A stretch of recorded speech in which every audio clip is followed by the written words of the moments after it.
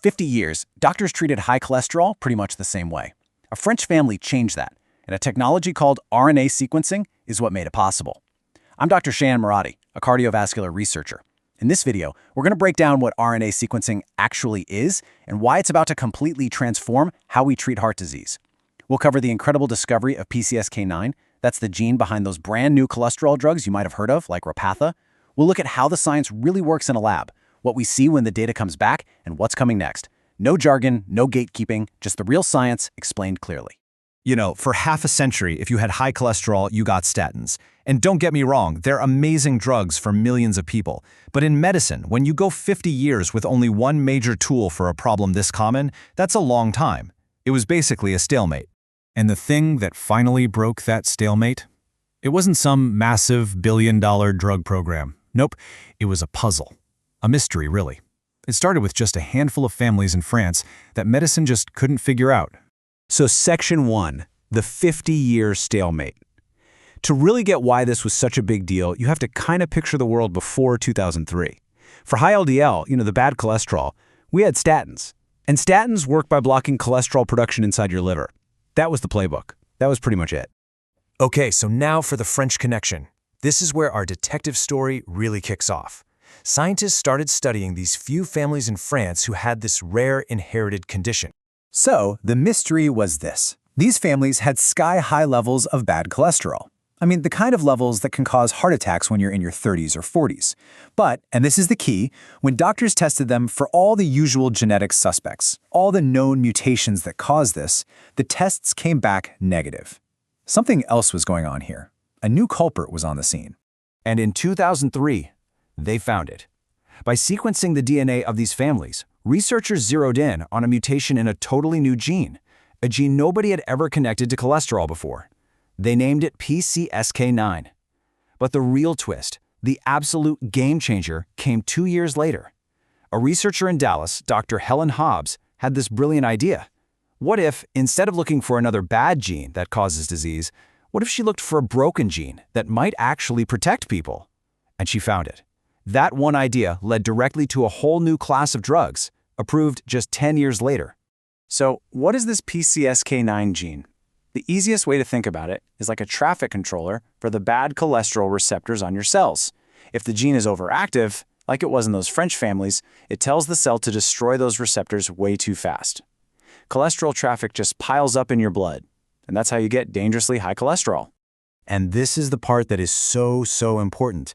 The people Dr. Hobbs found had a mutation that broke their PCSK9 gene. Their traffic controller was basically asleep on the job. So the cholesterol receptors stuck around way longer, just clearing massive amounts of bad cholesterol out of the blood. These people weren't sick. They were the opposite of sick. They were protected. It's like they were almost immune to heart disease. This part still just amazes me. One of the people in her study was an aerobics instructor, and her LDL cholesterol level was just 15. 15! Okay, for context, we tell people that under 100 is great. A level of 15 was considered almost biologically impossible. And yet here she was, perfectly healthy. Suddenly, the science was crystal clear. If you could find a way to safely block PCSK9, you could copy this natural superpower. You could invent a whole new way to fight heart disease. Now that discovery was huge. It gave us a brand new drug target. But it also raised a much bigger question. How do we find the next PCSK9? Well, the answer lies in a technology that lets us look past our static DNA and see which genes are actually switched on and doing things. It's called RNA sequencing. To really get RNA sequencing, you have to know the difference between DNA and RNA. So think of it like this. Your DNA is a giant library. It has every instruction manual for building every part of you. Every single cell in your body has the exact same, complete library. But a heart cell is different from a brain cell because they aren't reading the same books. DNA is the entire library. RNA molecules, they're like photocopies of just the specific books a cell has open and is actively reading, right now. So RNA sequencing, or RNA-seq, is basically a technology that lets us walk into that cellular library and get a complete list of every single book that's currently open. It gives us this perfect snapshot of which genes are active and just how active they are in any part of the body at any given moment. All right, so how do we actually do this in the lab? Let's go from blood to data. It's a really cool process that turns a simple blood sample into this massive trove of information. So it all starts with a sample, usually just a regular tube of blood. Back in the lab, we gently crack open the cells and pull out all the RNA, all those open books we were talking about. Then a sequencing machine reads millions and millions of these tiny RNA fragments, and it spits out a huge text file of genetic letters, A's, C's, G's, and T's. The final step all happens on a computer, where special software matches all those tiny fragments back to the genes they originally came from. Yeah, for that last step, we have a great analogy in the lab. We call it Shazam for genes. It's perfect. Imagine the sequencing machine just gave you millions of tiny 10-second audio clips of songs. The alignment software is like Shazam. It listens to every single little clip and tells you exactly which song it came from. Oh, this piece of RNA? That's from the PCSK9 gene. This one's from another gene over here.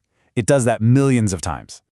Okay, so after all that, all the chemistry, all the computation, what does a researcher like me actually get to look at?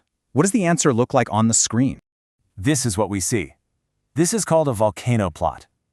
Every single one of those dots represents one of the roughly 20,000 genes in the human genome.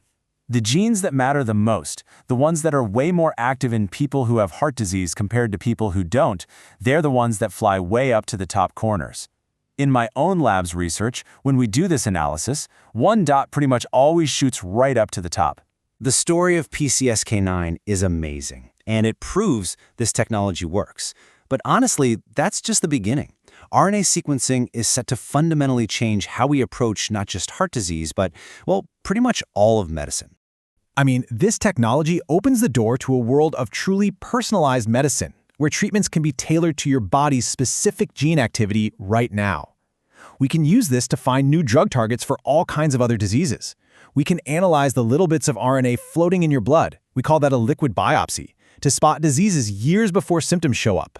And now, we can even do this one single cell at a time, giving us this unbelievably detailed map of how diseases actually work. You know, when I started my PhD, running just one of these experiments cost millions of dollars. Today, that cost has absolutely plummeted. In 10 years, maybe less, I fully expect some form of RNA sequencing will just be a normal part of your annual physical exam, giving your doctor a real-time snapshot of your health. And that incredible future, it all started with one gene and a handful of families in France.